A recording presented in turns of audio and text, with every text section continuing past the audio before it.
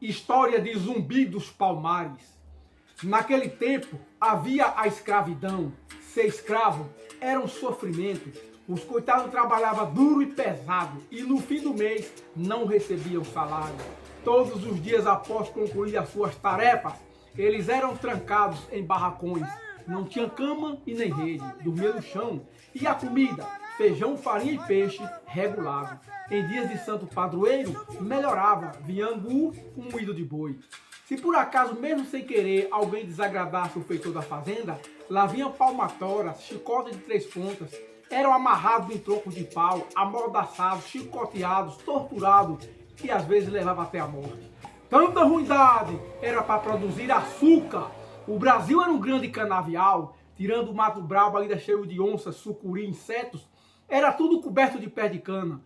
O escravo plantava, o escravo colhia. Como naquele tempo não existia caminhões, a cana era arrumada em carro de boi. Um escravinho ia tangendo os animais e cuidando para a carga não cair. Se caísse, lá vinha o capataz. Se olhasse de cima da varanda da fazenda, era muito bonito o canavial, todo verde, com o vento da tarde, fazia ondas parecidas com o mar, a coisa mais linda.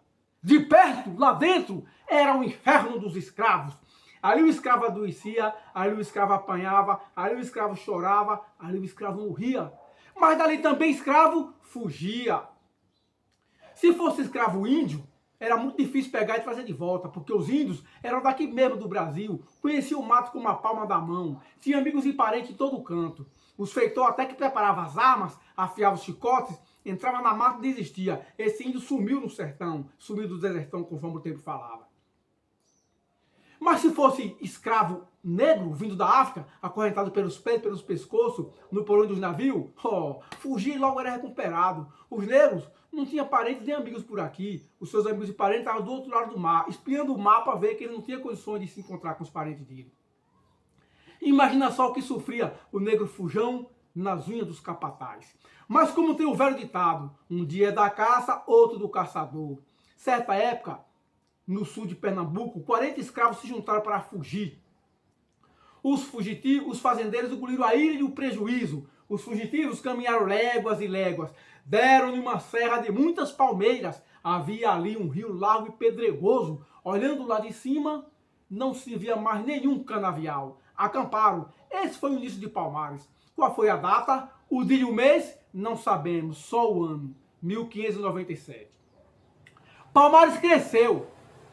Os 40 viraram 100, 200, 300, 400, 500 mil. Quem fugisse já tinha para onde ir. Fosse negro ou fosse escravo, ou fosse índio. Mas nem sempre chegava lá. Podia errar a direção, comer o que não devia, ser morto por leões ou atacado por uma jaguatirica. Aliás, leões ficaram preocupados, porque leão só na África. Aí o fugitivo, já cansado, com a língua de fora, encostava assim no pé de árvore, quase desistindo. De repente alguém tocava na sua cabeça. Tomava um susto. Era um palmarino. Ali ele estava livre e salvo. E Zumbi, que ainda não apareceu na história, vai que uma certa época uma expedição atacou o Mocambo. Desceu o pau. Queimou casas, matou gente, degolou crianças e velhos, um inferno. Uma criancinha escapou de morrer. O comandante preservou a criancinha e protegeu. Mas depois que a guerra acabou, ele parou e disse: e agora, se eu chegar na cidade com esse negrinho, o meu superior vai me punir, o que é que eu faço? Ele não tinha mais coragem de matar o menino, ele disse: já sei. Chegando em Porto Calvo, deu a criança de presente a um padre por nome Padre Melo. Ora, o destino foi caprichoso. O padre cuidou bem da criança. Comprou logo uma escrava para cuidar como se fosse a mãe. E aí o menino cresceu e falou rápido, enchendo o padre de orgulho. Ele disse: vai se chamar Francisco, porque é manso e inteligente, igual o santo que conversava com os pássaros. E aí o padre ouvia as pessoas falar muito mal dele, mas o padre não se importava. As pessoas diziam: onde já se viu lugar de negro é na senzala. Mas o padre não se importava. Ensinou português, matemática, história da Bíblia e latim a Francisco. O latim, a dor de cabeça dos estudantes da época. Com 10 anos, Francisco falava latim sem problema. Com 12 anos, Francisco se tornou coroinha, ensinando o padre nas atividades da igreja. E com 15 anos, Francisco fugiu para o Palmares, voltando ao Carretel. Todos os dias de manhã cedo, Francisco ia chamar o padre no quarto do padre para dar início às tarefas do dia. Nesse dia, Francisco não apareceu. Já era tarde, o padre diz, cadê Francisco? Será que está doente? Vou verificá-lo. Quando chegou lá, que empurrou a porta aberta, olhou a janela aberta, olhou, estava lá só as pegadas de Francisco. O padre ficou triste, mas não tanto, porque ele já sabia para onde Francisco tinha ido. Se encontrar com seus verdadeiros parentes. Chegando lá, em Palmares, Francisco encontrou o chefe de lá, chamava-se Ganga Zumba. Ganga, em língua quibundo, falada na África, quer dizer rei, e Zumba era o seu nome próprio.